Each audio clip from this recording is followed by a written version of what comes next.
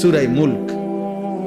নবী সাল্লাল্লাহু আলাইহি সাল্লাম বলেন, ইন্না ফিল কুরআনি 30 আয়া শাফাআত লিসাহিবিহা হাত্তা গুফিরা লাহু।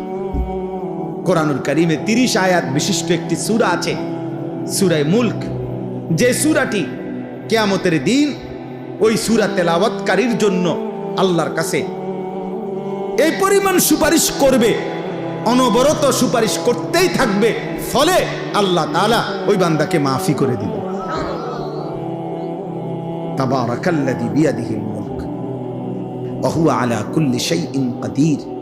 আল্লাহ তাআলা বলেন, এই গোটা সৃষ্টি, 7 আসমান ও জমিন, গোটা কায়নাত, গোটা মাখলুকাত, 7 তবক জমিনের নিচ আর 7 আসমানের ঊর্ধ্বে, সবটার উপরে, সবটার রাজত্ব মালিকানা কার?